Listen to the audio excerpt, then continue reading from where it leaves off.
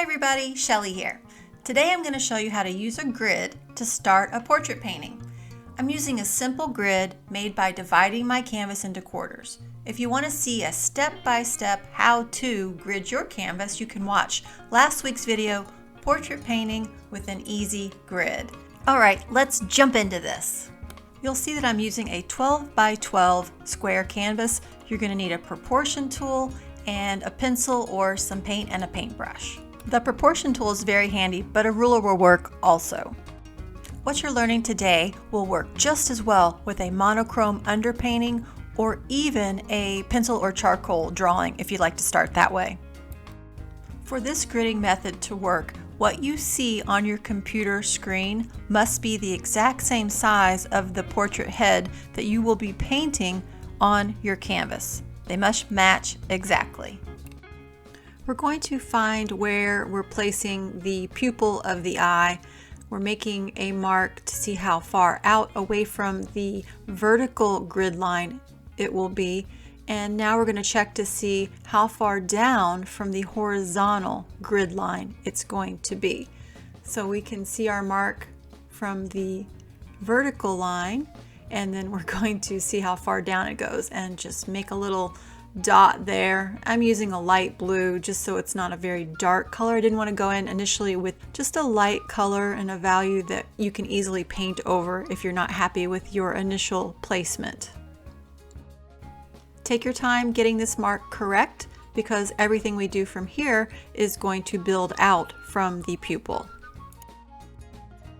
So get a little bit of a dark color on your brush, a small brush, and go ahead and make your pupil. No fear here. We're always going to be measuring and adjusting. It needed to be a little bit wider, so we're taking the pupil darkness out away from that vertical line a little bit, measuring it. It's perfectly set wide is good. Now we're going to look at how far the pupil is from that bottom grid line. So you can see measuring with the proportion tool is an easy, quick way to make sure that the marks we're laying down are staying in the correct position. Use your grid lines and then pick the area on the eye that you want to measure to the grid line, and they should be exactly the same on your canvas as they are on your computer screen.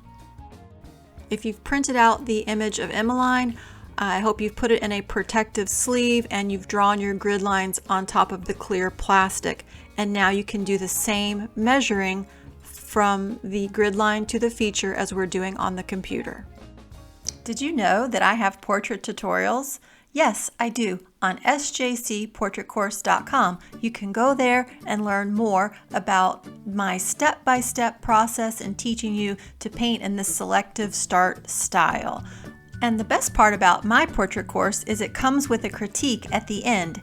Critiques are a crucial tool in learning how to paint portraits. It is the element of learning that has helped me the most. So once you finish a feature, you can see here that this eye has been completed. Then it's time to go ahead and plot out using your grid and your proportion tool the other feature.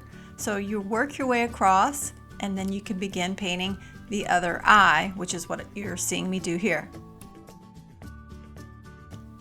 And now that you have a feature in place, I'm not only using the grid and my proportion tool to check placement, I'm also checking the placement of the next feature against the initial feature. That's why it's so important to make sure that the first feature that you put down is correct. You want it to be the right size, you want it to be roughly in the right place.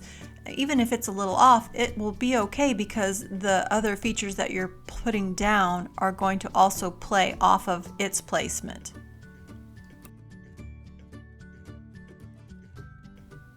You'll also notice that I use my paintbrush or turn the proportion tool sideways to check that I have the correct angle. And when you're looking at angles, you just want to think about it as if they were hands on a clock.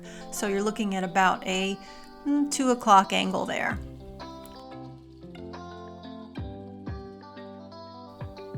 So you're just going to keep working on this second eye and putting down all the little shapes, and each little shape's going to go down in the correct place and in the correct color, making sure you're checking it ever so often with your proportion tool against the grid and the other features. So if the selective start is seeming a little bit overwhelming to you, remember, you can use this exact technique with the proportion tool and the grid with one color, a monochrome underpainting. Or you could even use a charcoal, and so you're going to just start with a drawing rather than a painting. But you really should try it sometimes. The selective start method is a lot of fun. I laugh a little bit because I've always been kind of a type of person that's a little impatient, and I get kind of bored with all these processes of drawing with line and then figuring out the value. And so when I discovered from my mentor Tina Garrett the selective start method, and I realized, yes, it's okay to paint like that, I was so relieved and so excited to jump in and give it a try. So the other thing I love about using this grid method is even if you're working on a full figure painting, you could just grid the head so that you know that your features and that all the positioning of everything that has to do with the portrait part of the figure is going to be put down correctly. I like a grid. It just helps keep me in check. It's kind of like an armature is to sculpting. It just really gives you a little bit of a frame to build your faces and portraits on. I'd love to know in the comments if any of you guys have tried to paint a portrait using the selective start method, and if you liked it or not. So you can see that I went ahead and found the placement of the bottom of the nose, and then I just connected everything across the cheeks, the nose, everything below the eyes there.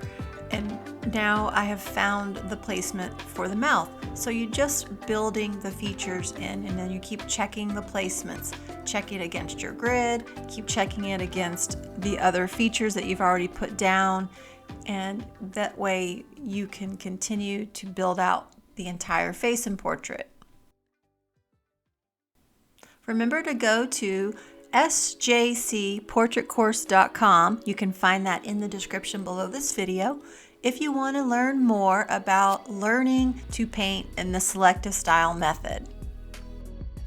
See how easy it is to use a simple grid like this where you're just dividing your canvas into quarters and it's just drawn in lightly. The paint's going to cover it up completely. It's not going to show through in your final portrait painting, and it just makes everything fall into place so easily.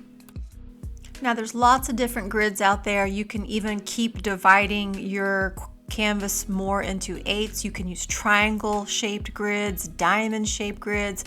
They're just really lines to give you a place to measure from, and it just keeps everything in check. So I appreciate you guys for watching, and I'll see you in the next one.